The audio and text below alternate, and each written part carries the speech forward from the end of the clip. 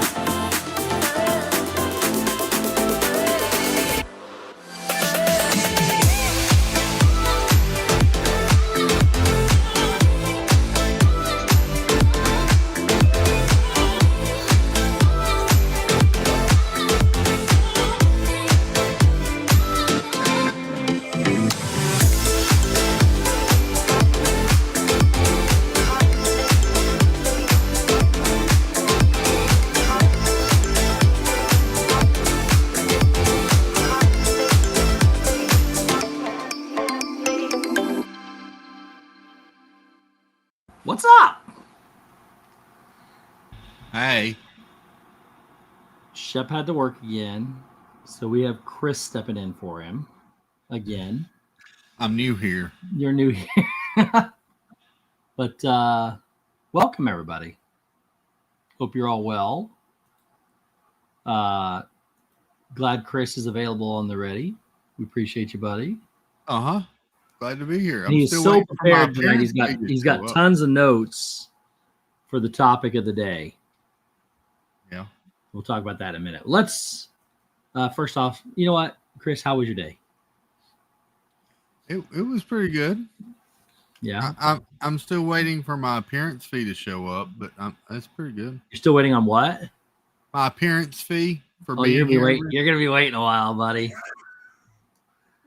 Well, you get it every day. It's $0. It's $0.00. Yeah. And David, I get to talk to Steve and Dave after the stream. David, how was your day? You muted, Dave. It was actually a pretty good day. Oh, nice. It was I felt good. Felt better than I felt in a long time. Good. Good. I'll take it. Now if I can just repeat that tomorrow, it'd be great. Baby steps, man. Baby steps. Yeah. There you go. I surprisingly was not tired today. Which shocked me. My flight back home got delayed last night. I didn't get until extremely late or early, depending on how you want to look at it. Mm-hmm. And got up and went to work and did my thing, got caught up, and felt good as well. It was a good day. Sweet. So let's, as soon as I get this fixed real quick, we'll welcome everybody in. We're not going to sing birthdays because I'm not bombarding Chris with 8 weeks of birthdays or whatever it is right now. But I will tell you that, what is today? The first, that on Monday, Derek from D&G Explorers has a birthday, or had a birthday. Tomorrow, Marguerite Nagy has a birthday. Friday, Lady Jamers has a birthday. And Saturday, my niece Abby has a birthday. So happy birthday to everybody. Happy birthday. And we'll add you to the long list of people that are going to be sung to soon, hopefully. Maybe. G. Wilson, member for 35 months. Thank you, sir. No, Andrew, we're not talking about the Penn State game. What's that? Said, no, Andrew, we're not talking about the Penn State game. I had a good day. I've already talked about it once today. I don't want to talk about it again. I haven't said one word about it to you at all. We can talk about the fact that IU is under investigation for manipulating the score in their game by running 45 yards in reverse and taking a safety when the spread was 6.5 and they were up 7. Ooh. So, yeah. And I'm not lying about that. No, they making did, that one up. They were in the clock out there running the end zone, took the safety 100%. No, they didn't. The clock was out on the 20-yard line. Dude could have fell down. Yeah. It's we'll find out. 100%. 100% legit. Dun, dun, dun. Just saying. They won. It's okay. So, yeah, well, it fucked my parlay. So, hey, Steve's mom. hi, Mom. Is she here? I'm still Yep. trying to get this caught up. Hang on. Welcome in, Pool Girl, G. Wilson, and Janice. Have you done this yet, or am I doing this for you? I've got it here, but for whatever reason, it just keeps. It's not. For some reason, it's not getting up to the bottom. I was in good shape. And then I asked you guys how you were doing, and something happened. It's still good. There it goes. Finally caught up. All right. There it goes. All right. Welcome in, Janice, Disney, Jennifer White, 100 Acre Wood, Happy Taunt, Andrew just so you know, Benning, there's Jason 69 Thibodeau, watching. Pumpkin Shelby, Stacy Rogers, Debbie Thuner, Mandy V, Mayor Chickapin Hill, Zanlax, Pool Girl 07, Fred O'Malley, Troy Detloff, Ghost Host, Karen Cook, Amanda P, Stephanie L, G Wilson, Sebastian the Crab, Mom and Dad probably. Welcome. And J Grubs. Hope I got everybody. If not, we can still blame Shep even though he's not here. Or rent a Shep there. We'll blame him. I'm here. Yep, you're here. So I think Shep might be rented dad build soon. Just saying. that's true right now too. That's funny. All right. Teresa Well, Guevara, welcome in. Teresa, hello, welcome. Hmm. Not a lot going on in the world of Disney right now. New stuff, anyways. I guess I should say. Minor things happening, but not much. So we decided that we were going to. We never finished. We talked about a pavilion. We had a pavilion series that we were working on. We never finished it, so we decided to start over. Badgerbacker, welcome in. We never finished. We barely started. I think we were halfway. I thought we had 6 of the 11 done. Bon Jovi, really? I don't Bon remember. Jovi, we were halfway there. We were halfway there. Whoa, Andy J, whoa. welcome in. So tonight we're gonna start over, and we're gonna start with the absolute best. With the correct way to go around. World Start with the wrong way first.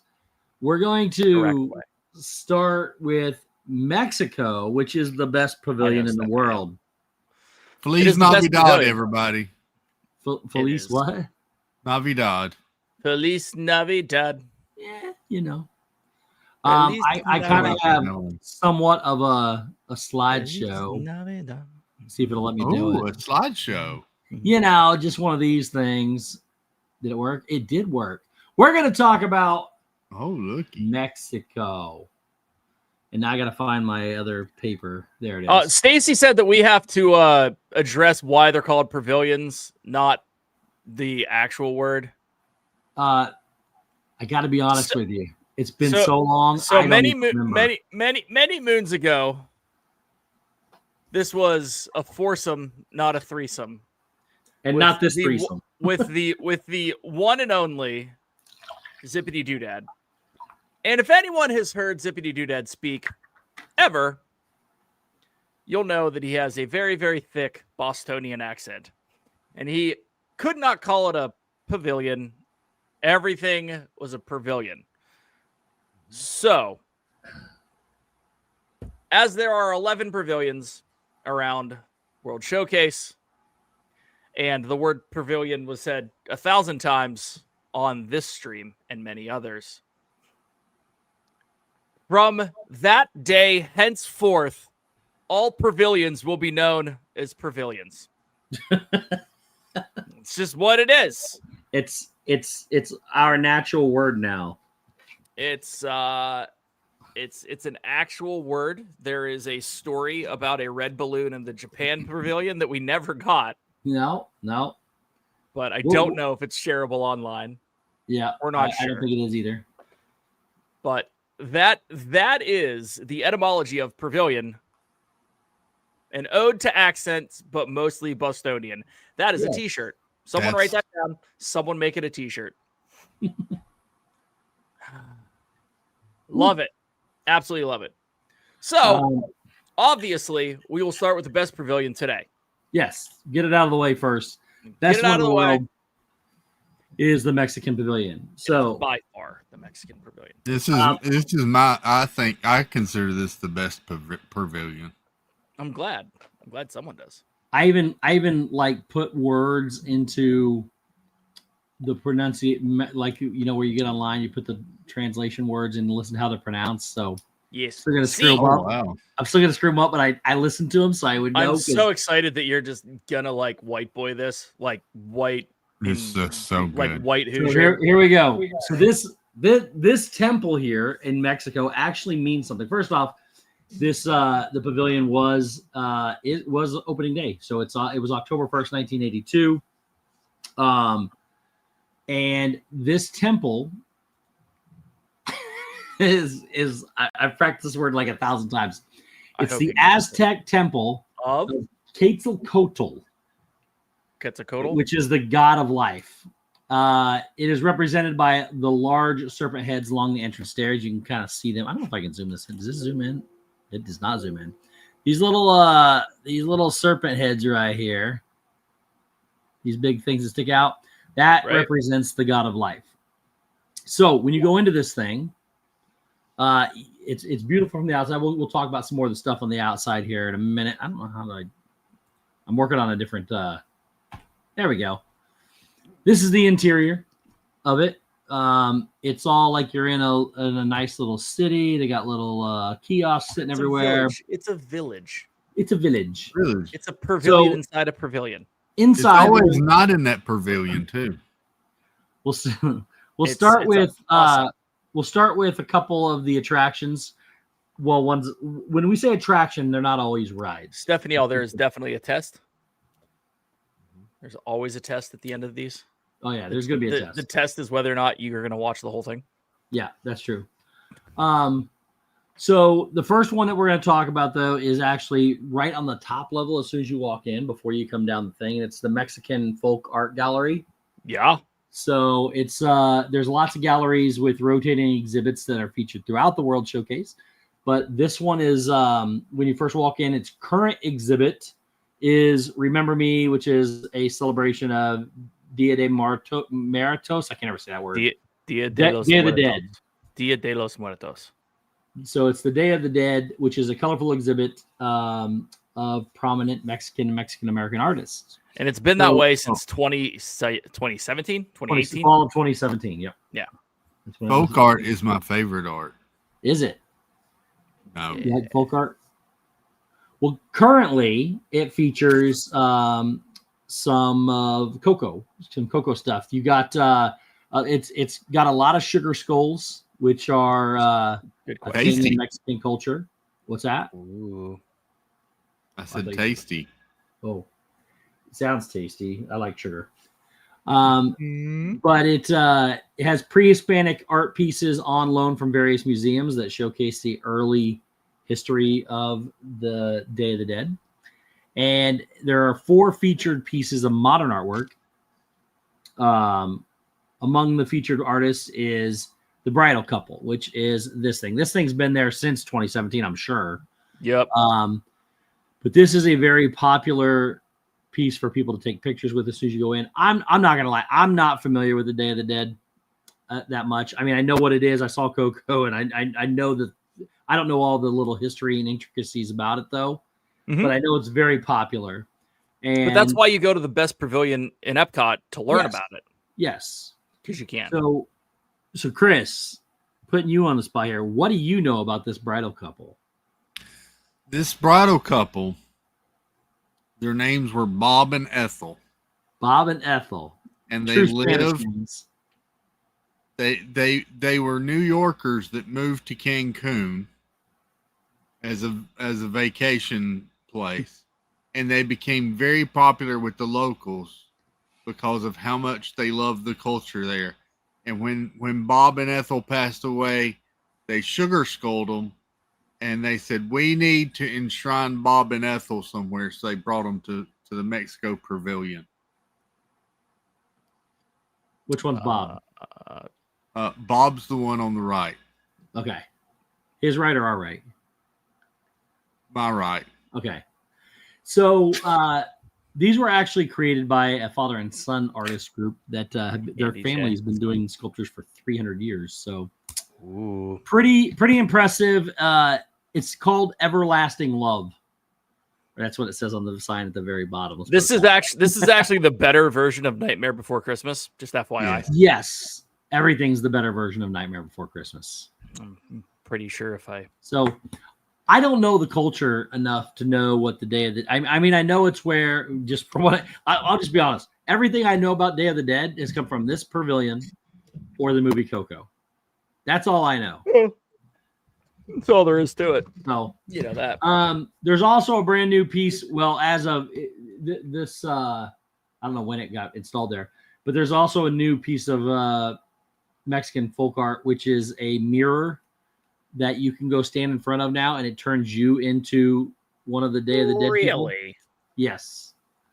It's That's called cool. the Mirror de los Muertos. Muertos? Yep. So it's just like the people that are featured in Coco. It's that. So, and that is your special art gallery. Ooh. Outside of that, the next attraction is, of course, the. Can I say that I know it's the best pavilion ever? Yes. Why? But if they would change that out, it would make it more betterer. Make it more better. I think so. At this point, you don't think? See, the only thing I could think that could possibly make this better is if they actually do instill the IP into it and create this as all a Coco thing. You could put his family right there, and like his family in front with the sugar skeleton people in the back. Does that make sense? Like standing behind them, like the live people don't know they're there, but they know they're there, type thing. Mm-hmm. That would be a cool centerpiece, I think. So Disney, listen to that and mark that down. All right, the other attraction inside is called the Grand Fiesta Tour, the boat cruise. Yes. The best boat cruise on property. Best boat cruise, at least specifically in a pavilion. Yeah. So it opened on April 6th of 2007, surprisingly.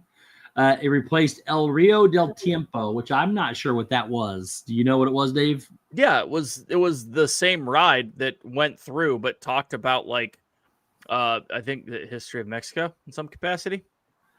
So they didn't just add the IP to the ride, they completely changed the ride. Yeah, I'm pretty sure they just added the IP to the ride. Oh. Well, okay. Someone else can chime in the chat, but I'm pretty sure I honestly don't know. So they just IP. I think they just added the IP to the But they so did they change a lot of the scenes and everything were the same and they just added new scenes with them? They just added screens and they added like the people. Interesting. It was kind of like it's a small Mexican pavilion after all. No, I would also be okay with this if they made this a Coco ride. Yes, that was noted. But Stephanie L says the multi-day holiday involves families and friends gathering to pay respects and remember friends and family members who have died. These celebrations can take a humorous tone. Well, there you go. Karen says she thinks I'm right again, which is usually the correct answer. I know that I remember riding it for sure without it being the Three Caballeros, the Grand Fiesta Tour. It changed in 2007, and I went for the first time in the 99-2000 Millennial Celebration, but I don't remember riding it. Yeah. So and then I went again in 2002, and then again in 2005. But I do, like I said, I don't remember riding this ride prior to Grand Fiesta Tour. Yeah, it was one of those where if you're there and you need a little air conditioning break, like this was good and Maelstrom were good. Like. You're walking around. Yeah. Did you? They were really like the only rides on that side. Everything else was usually like a 360 stando vision. Mm-hmm. Really? Yeah, Norway had Maelstrom. This was that. Germany was. I don't think anything's changed. The shops may have. China had the. It's not the same movie, but it was the same theater. Oh, that one with the American Adventures, I think, has been there forever. Japan has basically been the same. all the pavilions are still day one pavilions, aren't they? Yeah, Pavilions. I Yeah, know they were all- they've altered a lot of things, but none have changed countries, if that's what you're asking. that's what I'm asking. Yeah, it's the same Yeah. 11 countries as opening day. Yeah, but like Canada has had the 360 smell-o-vision. France had the same France-o-vision. Well, cool. Vision de Baguette. Vision de Baguette. That's correct. So that's all the attractions they have. They have the gallery and they have the ride. I do think every pavilion should have a ride, and this is one of the better ones of the ones that do. It's a classic one. It's relaxing. It's nice. I like the fact that you go out there and you can sit on what we're going to talk about next, or see right behind what we're going to talk about next, and this is dining. But you take that tour right in front of that little volcano back there and that other pyramid, and it just it's very relaxing. If you've never done it, make sure you at least try it once next time you're there. So then we'll talk about the San Angel Inn. It's the restaurant on the inside, which is right there to the right of all of this stuff right over here somewhere. Did I make it? Yep. Yeah, there it is. So this one is you can dine in the shadows of the ancient volcano. I've actually eaten here. Anybody else eat here? Yeah, I have. Okay. The menu for this place, it's going to cost you between $15 and $35 for a typical meal. And for dinner time, Hey, buddy. they have Stephanie else said it opened with 9 pavilions. Norway and Norway and Morocco are added later. So they have a lot of soups and appetizers. The entrees here, you got the grilled chicken breast, which it's going to run you $33. You got tacos that are $35. You can either choose between shaved ribeye or grilled chicken. They come with a lot, just your typical Mexican flair with poblano and red peppers and stuff like that. The ensalada Caesar salad. You have the Baja tacos, the pescado, which is a catch of the day. It's a fish sitting on top of corn rice. You have the vegetarian stuff, which is fried corn masa topped with beans. That sounds awful. Sounds terrible. Yeah. You have the chipotle pepper and garlic sauteed shrimp, the enchiladas with chicken, the carne asada. Enchilada. We do love the carne enchiladas. asada, which is the New York strip, and the ossobuco. I had the carne asada. It was awesome. Also, Yeah, it is, and it's also the most expensive thing on the menu. And then the ossobuco is the slow braised pork. So the carne asada is going to cost $54. That's the highest item on the menu. Then you got the catch of the day and the braised pork are $39, and then they range around all the way down to $35, $32 roughly, except for the vegetarian thing. Mm-hmm. And the Caesar salad. They're both 20, 22, somewhere in there. So that is where the menu stands for that. Dessert wise, they got some really good desserts, flan, some other things in there. They also have some drinks, some signature margaritas. Mm-hmm. They have the San Angel Inn margarita and the Black Magic, which was created by Neil Patrick Harris. Oh, have you had that one, Dave? Nope. And then they got other things, El Diablo, La Cava, Avocado. So they sell some things, which we'll get to the La Cava thing here in just in a moment. Then you've got the Hacienda de San Angel, and that's this thing here. It's the one across from the big pyramid that overlooks the water. Mm-hmm. That's beautiful. What's that? That's beautiful. It is if you get to sit there. I've actually never been in this building. I always am on the outside. Does that make sense? Like if you ever see from the outside, there's that little window or whatever. You're always out. There's seats on the outside. This menu is also same kind of stuff. You have your guacamole, Your flautas, all that kind of stuff is your starters. Then your house specialties, you have the market fresh catch of the day. This one's $42. This place, something I don't understand is I think the other restaurant's way better. The one down inside the temple, this one's way more expensive. So the catch of the day here is $42. The ossobuco here is $49, which it was only 30 something in the other one. Carne asada here is still the same, $54. Then they have the grilled shrimp, which is $75. And then they have the ancho agave marinated New York strip and roasted chicken breast for $75 as well. Love that. And those are it's a lot of money for Mexican food. Just saying. This one's more expensive because you're paying for the Hampton Inn conference room appearance and the lake view. The main entree. So that was the house specialties. The main entrees are the polo poblano, which is the roasted chicken breast. They have tacos. They have enchiladas. They have the tenderloin of the chicken breast with bacon and poblano peppers. They have lobster tacos, and they have tacos El Pastor. So, and those all range between $32 and $38. It's a lot of money for tacos. It's a lot of money for tacos. Again, very expensive. Same thing. They have flan, which is $12. Tres leches, which is $12.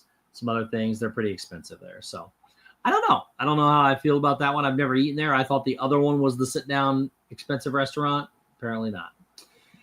Then you also have the Cantina de San Angel, which is the quick service restaurant adjacent to the Hacienda, which is, I think, the one I'm talking about that's on the outside of it, right? Where they across the thing. Yep. So they just have some tacos, empanadas, churros, things like that. Don't eat the churros. By the way, I had a churro at Disneyland, and they're terrible. They are excellent. The ones at Disneyland, I understand churros, but ours here are like the ones at what's it called? Nomads are excellent. Yes, I've had them with you. I had the one out there though, dude. They're so soft and you get so many flavors and everything. They're so good. What's up, Chris? I know why they're better in Disneyland. Why is that? Because you're closer to Mexico. It's fair. That's probably what it is. So this cantina right here is the one that I always see. I've never been in the actual building itself for the other one. So you get churros here. And there it is. It even says there's a menu: tacos, nachos, churros, kids meals, and margaritas. Then we're going to move over to the other place that the other side Dave loves. Now we're going to go downstairs again. Oh, okay. Yes, La back Cava. inside. And I'm not even going to talk about this. I'm just going to let Dave talk about this one. So La Cava del Tequila is a cave full of tequila in the Mexican Pavilion. And they do have chips and salsa that were really good too. So the menu is very limited when it comes to food. It's like chips and salsa, chips and guac, chips in Chihuahua cheese, or the combo, which is all of those. Ooh. And surprisingly, the combo is pretty expensive. But the guacamole is fantastic. Mr. Jay Sanudo will chime in on that. He was a big fan. Then you have a boatload of margaritas. It is literally a tequila lover's dream. They have, I think, 500 plus different tequilas. Don't quote me on that. Jeez. But it's hundreds of tequila. Hundreds of types of tequila, from $16, $18 a pour to hundreds of dollars a pour. Then they have a boatload of margaritas. Now, the most popular, barring the ones that are drinks because of someone's namesake, whether it's Neil Patrick Harris or Paging Mr. Morrow or whatnot, fan favorite cucumber margarita. I'm sorry, let me back up. Fan favorite avocado margarita, everyone loves. I think it's second to the cucumber margarita with spice, so they used to have the Diablo that you mentioned earlier inside of this as well. They do not anymore. They now have the cucumber margarita, and you can add $2 and make it spicy. What? Is that what the El Diablo was? Except it was the cucumber margarita with the jalapenos in it. Ah. So I mean, that's how it's made, right? It's the same base. You just muddle jalapenos with the cucumber. I don't have any clue. Yeah. No, I make the jalapeno one here at home on it's usually a summer drink for Brandy. But here's the beauty of this place. There's not a lot of food. There's not a lot of spots to sit, but they do have a couple standing tables as well. You can either get in the to-go line, which is what you see to the left, with the dude who looks like Chong in the picture. Dude. Yeah. I think that's a lady, dude. No. Pretty sure it's a lady. It's too tiny. I can't see. I don't know. Anywho, so you can get it to go, or you can go in and sit down. If you are planning on sitting down, I suggest rope dropping this when it opens at 11. Might be 11:30. Either way, that's my suggestion. But the chips and salsa are fantastic. The salsa is some of the best salsa you're ever going to have. It's like a nice smoked chipotle underpinning. It's mildly warm, but it's not super red based. It's actually got like this like golden color to it. And if you get the chips and salsa or any of them, you can order more chips and salsa. They'll be like, do you want more chips? And you say, yes, I just need a few. And then they bring you a basket full of newly fried chips. So then you start eating those and they're like, oh, these are delicious. So instead of eating just the few extra that you wanted to eat, you eat an entire extra basket. I will also tell you this. The service there is pretty impeccable for as busy as it is and as small as it is. Brandy and I were there multiple times this summer, and it was fantastic. Twice on this last trip, and same server both times. He was awesome, to the point that Brandy decided to spill her margarita all over herself. A brand new full margarita, and he's just like, here. Oh, that's nice. We were cleaning it up, and then he went and got her a whole new margarita, handed it to her. It was all good.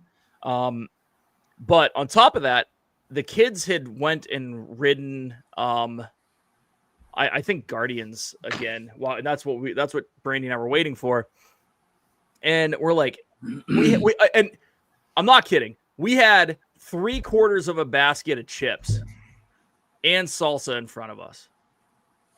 And we're like, hey, could we just get a to-go box? Our kids are outside. We're going to take them the chips to eat. And he goes, yeah, I'll be right back. And comes back with an entire large to-go container stuffed full of chips with fresh salsa in it. Just like, oh, wow. Yeah.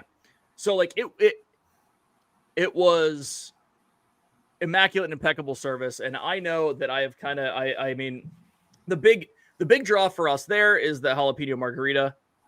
As I've gotten older, it's really, we go there and I eat chips and salsa and drink water and maybe have a shot of tequila or something along those lines. And Brandy gets her margaritas because I'd probably much rather have beer other places than have a drink there. Just because, and this is something to address at other times, obviously, but drinking at Mexico has gotten significantly more expensive, especially if you're going to just have mixed drinks. But as I have said, probably for the entirety of my tenure on this podcast / live stream, this is one of my favorite places to go. And obviously, this week, it's the best bar in all of Epcot, the best pavilion in all of Epcot. True that. With the hyperbole aside, still a destination, still a place to go. If you're there during any festival, this place is packed beyond any level. It goes past the snake and up the ramp out to the outer area. It goes up and around and out the door sometimes. Out the door of the pavilion. So, again, if you were there during a festival, But even so, I would say on a weekend, I love the hat, Chris. Thank you. If you're on a weekend, I would go early, get a seat, have it as like your 11:30. I'm going to cool off and have a snack. I'm not a huge guac fan. I know people love it, and this guac is good. I've had it. It's good. Guac's just not my thing. The cheese is awesome, and the salsa is by far one of my favorite salsas I've ever had. Yep. Spicy enough, smoky enough. It's fantastic. Great service, but I would highly suggest that. Well, they also have two different kinds of salsas. They bring you like a mild and a hotter one. Not anymore. It's all one. Oh, they don't? Yeah, it's all one. Oh. So they look exactly the same. Let's put it that way. Yeah. And the dude didn't differentiate. Oh, okay. And this has been for a couple years. I know what you're saying, Steve. They used to have two different. Yeah, she bring it out and say this one's spicier than this one or whatever. Yeah, and now they just. I actually had that with you guys because the kids were going back and forth which one they like better too. Mm-hmm. So I judge all my Mexican restaurants on chips and salsa. I don't even care about the rest of the food. When we go to Azteca de Oro, I'll eat 6 or 7 salsas myself. Yeah. With like that. And this one reminds me a lot of the Azteca one, which is one of my favorites. It's that smokiness to it. Yeah. Not common in most salsas. And it is very, very good. Yeah. And their chips are nice and crisp and thin, and it's really good. So there are 8. They execute it really well. Jennifer White asked a question because I don't know the answer either. She said she doesn't drink, so made it forgive her the part of this where she may not know is if you add spice to alcohol, doesn't it make it harder to drink? I mean, maybe, but not really. I mean, so when you think about margaritas, they're usually pretty sweet, right? So it's sweet and sour, right? That's kind of the flavor that you're going for. The spice just it kind of cuts through the sweetness a little more. So, I mean, you look at the fact that a Bloody Mary has usually a boatload of Tabasco or whatever in it. I mean, this is just along those lines. I don't think it makes it any harder to drink. Now, granted, when you get one that's insanely spicy, that's a different story. But there are 8 specialty drinks. 2 of them you can add spice to. The first one's called the Wild One, which is tequila with orange ginger liqueur, passion fruit, cordial, lime juice, mezcal, and black ant salt rim. Yep, that's true. Is that black ants, like real black ants? Yeah. Mm-hmm. And then you can make it spicy for $2 extra. It's originally $19. The other one is the cucumber one you were talking about earlier. They also have the La Paloma. Like Cheech Stacy, you're correct. They also have the La Paloma, which is the tequila with Fever Tree grapefruit soda, and mezcal and tajin. And then they have the blood orange specialty drink with the blood orange vodka and the blood orange tequila, and then some other liqueurs in there. They have the La Cava Top Shelf, which is $24. It's the second most expensive drink. Everything seems to have orange something in it. This one's no different. They have the corn old fashioned, which is made with corn whiskey. And then they have the Malamita, which is mezcal, pineapple juice, poblano liquor, which is chilies, ginger peach cordial, and some other things. Welcome, and then they have the avocado margarita. The one with the pineapple juice and everything is the most expensive one they have. So that's La Cava del Tequila. And the last one they have is the other one, the little margarita stand. Oops, margarita standouts. That's not it. I must not have a picture of it. I don't. So Choza de Margarita. Yes, that one. And it's the one that's always got the big long line. If you're staring at the pyramids right there on your left. So lots of frozen margaritas. Yes. So all right. From dining areas, for being such a small pavilion, 5 different places to get food is pretty good. Seeing how some have 0. Including 2 sit-down restaurants, a quick service restaurant, and then 2 lounges, a lounge bar, and then a quick serve, like a walk-up bar, if you want to call it that. It's pretty good. They have food at Choza, though. I haven't looked, but it seems like it's more than you would think. Like it's several kind of, quick servicey items. Yeah. So, moving on to festivals, they have 4 festivals. The different things happen in Mexico with the different festivals, and starting with the International Flower and Garden Festival, where they go tropical. They create the gardens, there's always a garden there, a Mexico garden next to it. However, they go really all out with the tropical forest and the orchid gardens. They put right there to the right down that little pathway. Yep. These guys show up as part of the topiaries, the Jose, Pascal, and or not Pascal. What? What's it? No, I said Pascal. It's not. It's Pedro, Pascal, Pedro, Jose, and Donald. And then they're part of your topiaries. Now, I have seen cocoa topiaries recently, but they've not been at the Mexico Pavilion. They've been up front, like right there by the 2 trade buildings. Yeah.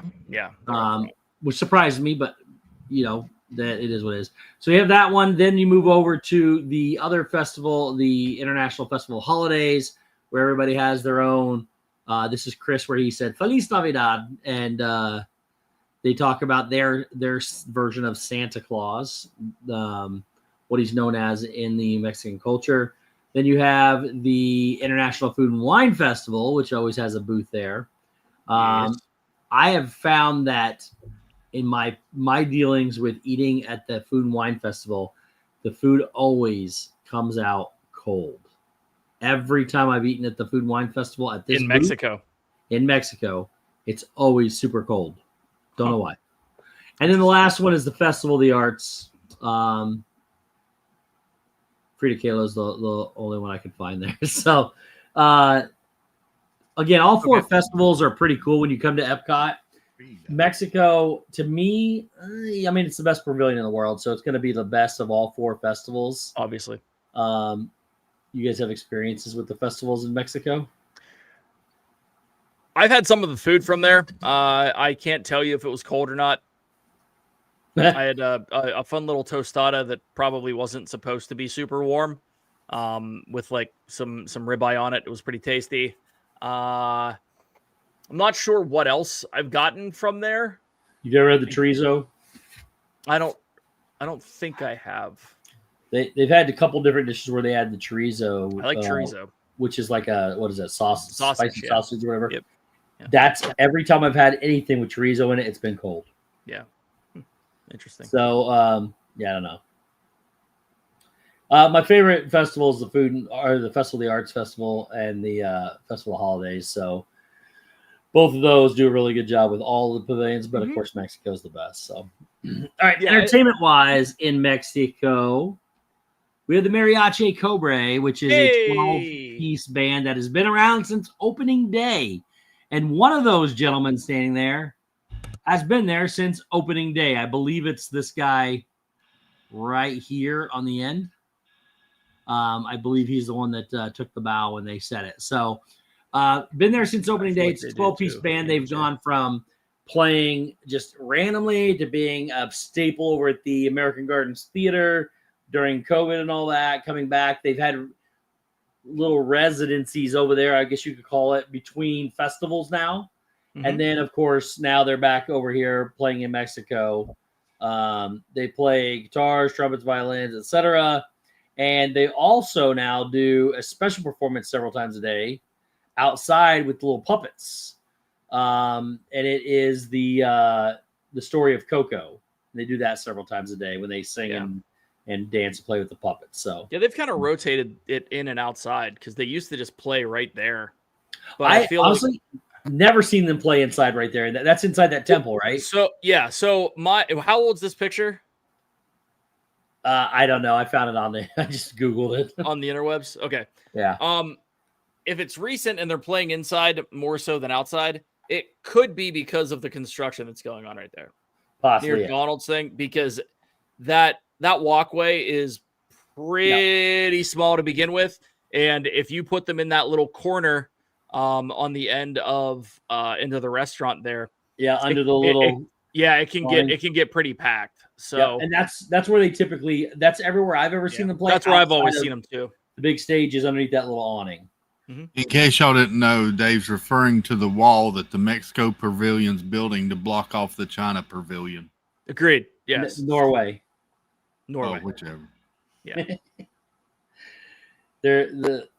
Yes, there's a big wall over there going up. They're afraid the Vikings are gonna. They're afraid of the They are afraid of the Vikings. Viking pagans coming over. So, but yes, They play inside when it's raining outside. Says Rye Guy.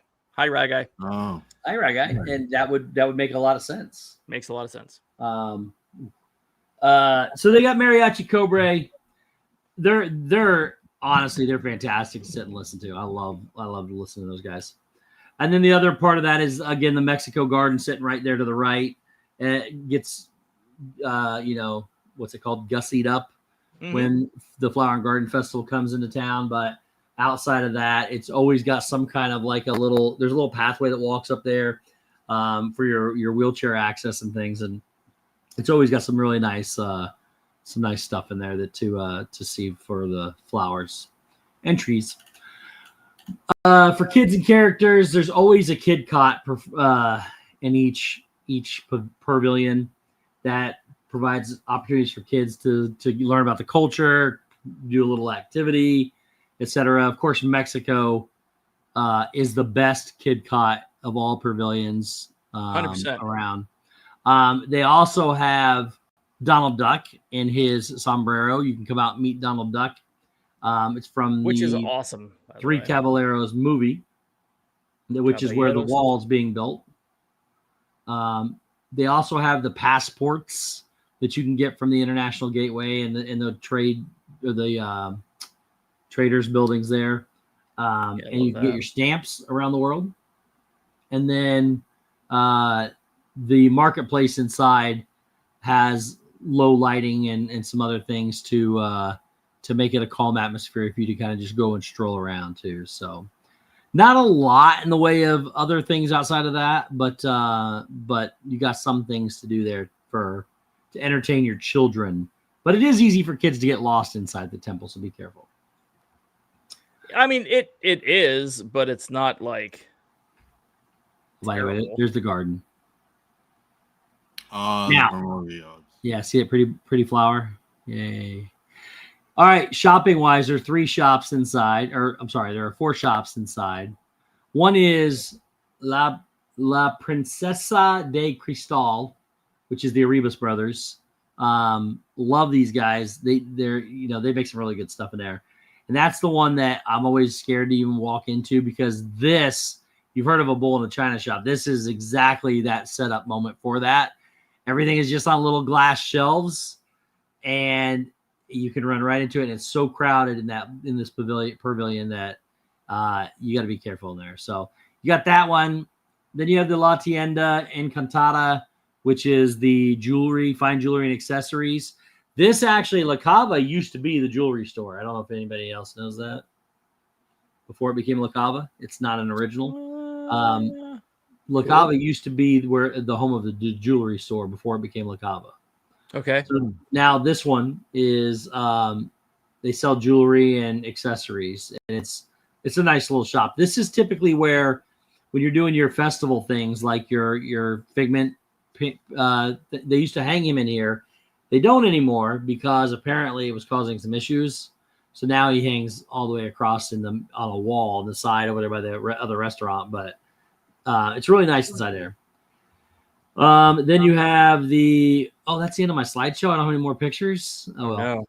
No. Then you have the El Ranchito del Norte, which is a changing collection, highlighting the various stores in the plaza. And then the plaza itself has all these carts selling clothing, blankets, crafts, toys, leather wallets, handbags, candy, tequila, and of course, those awesome little sugar skulls that you can buy anywhere you want. So, is this where you can design your own jewelry? I don't know. I've never bought jewelry from there, so I don't know what you can and can't do. I don't know either. I'll have to go check it out and get you some more information. That's what we aim to please and deliver all the worlds. By the world, I mean the showcase, the World Showcase. All the world's important news. So, all right, other things, just a couple interesting facts before we leave the best pavilion in the world. There are 2 major areas represented in Mexico. One is the arid desert regions, which is seen at the Cantina. And then the other, sorry, I'm watching the baseball game at the same time. The other is the Mexican tropics. So they're represented as the Mayan temple rising out of the Yucatan jungle. So it's kind of cool how they thought that through, which when Disney built these things, all these pavilions, they brought in engineers and architects from those countries to assist in building them.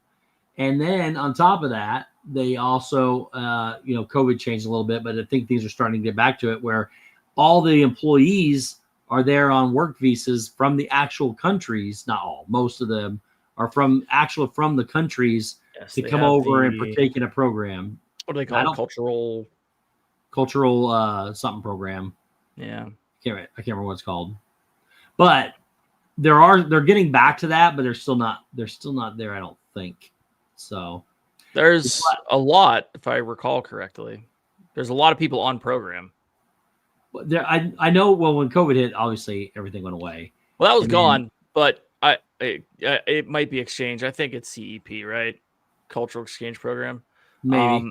So I do know for sure because I was standing in the clubhouse at Lake Buena Vista because we were at Saratoga, and 3 dudes from Norway that worked at the Norway Pavilion from Norway came in. They were about to go back. Their program was about over, and they were just golfing. Yeah, they definitely have a lot more now than I don't think they're at 100% those. No, I don't think it ever was. I'm sorry, I don't think they're at 100% of what they used to be. Is what I'm saying. Yeah, that makes sense. Yeah. So then the Mayan pyramid is a reflective of the pre-Columbian heritage in Mexico. So they brought in these architects, engineers to help design this stuff. We talked about the El Rio del Tiempo. It closed on January 2nd of 2007, and Grand Fiesta opened on April 6th. But it was also called, like you said, the Mexican Small World because of it. It had an upbeat, repetitive theme song and small audio animatronic dolls. Although I don't know if I've ever heard the song. Do you remember what it was? No, but if I heard it, I'd probably remember it. Oh. But I don't. And then the last thing here, the dances that are seen on the film in the pre-Columbian section of that boat ride were illustrated at a time when Mexican Indians prevailed in the area. And the dances represented nature and science, math, and astronomy. Cultural representative program. That's it. Cultural representative program. That sounds better. That sounds right. Cool. So again, that we talk about the little bit of the history, but a little bit about the architecture. We talk about the restaurants, the shopping, the attractions, and the fun things you can do there. And also, it's always a spot for the Remy's Hide and Squeak, the Pluto Pumpkin, all that stuff. There's always something hidden in there. It has the Phineas and Ferb deal. Yeah. Something like that, yeah.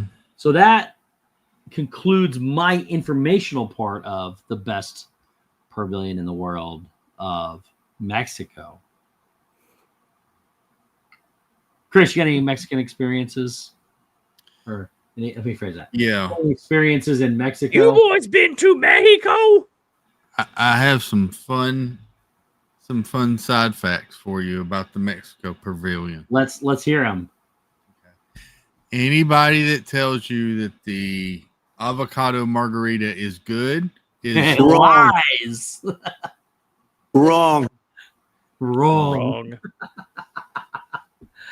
Also, if you're lucky, when you're walking by the Mexico Pavilion, if you see smoke coming off of the top of it, that's because Kathleen Kennedy's up there making a sacrifice to continue her reign. That's true. It's true. I did forget. There is the DuckTales World Showcase thing too around the pavilions. Also has a really cool. That's what I meant. Isn't DuckTales the new Phineas and Ferb? Yes. Oh, that's what you were talking about Phineas and Ferb. Yes, Phineas and Ferb was better. Like Karen, Phineas and Ferb was impossible too, and it was Doofenshmirtz would come off of the volcano in the back, it was Agent Pete from Phineas and Ferb. Yes, it was Agent P's adventures and Kim Possible's and that one. Yeah. Yup. I will also say that there's a sign out front that says "Do not climb the pavilion," and they mean that. They mean it wholeheartedly. Because you'll get kicked out forever. It happens once every Food and Wine. It's like maybe once every 4 Food and Wines. I think it's like a leap year thing. Yeah. Something in the water. Yeah. Monthly reminder not to claim the Mexican pavilion. Also, apparently, I didn't know it, Dave, but you said they have 500 tequilas. Am I right? No, I'm just saying that's amazing. It only takes one to make my clothes come off, but there you go. 500 is amazing. That's a lot of clothes. A lot of clothes. A lot of clothes. Oh man. A lot of clothes. Yeah. Enjoy the ride. Love La Cava.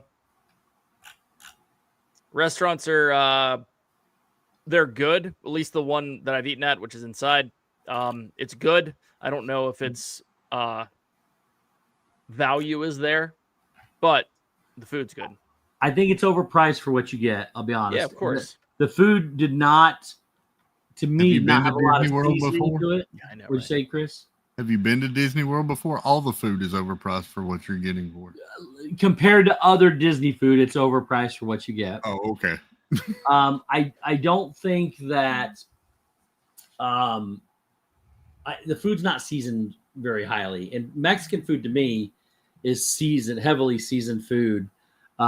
It's it's got its strong Mexican flavors and everything else. And this food was, when I went to that one, we had it the one inside the San Helen restaurant or whatever it's called.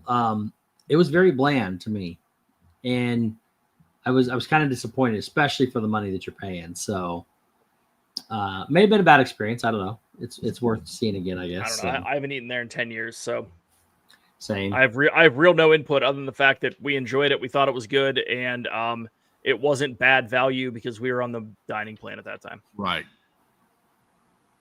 So. Now I want chips and salsa. Thanks, Dave. I know. I really want chips and salsa too, and I'm craving it really bad. So, but that's it. That's all I got for the pavilion. Now, what else whatever else you got? I mean, I'm good. I love the song on the Grand Fiesta tour because I can sing that all the time. Yeah, sing it. It's stuck in your head. It gets stuck in your head. Yep. I liked when Jose took a fall and they replaced him with the ring of flowers, like they would do in. You remember that? Yeah. If Donald or one of them breaks, they just come out and put a potted plant in their spot. Yeah. Yep. The really cool thing about the Mexican culture and this pavilion is the use of all the colors. It's what makes like Coco really good with all the banners, and they have the little. That's one thing. Is there a bunch of those inside the pyramid? I don't remember seeing a bunch of them. The string of like they'll have the pink and the orange and the green and the blue. And, no. I don't think they have a bunch. I don't know. They did it one time, but they took some of them down. Huh.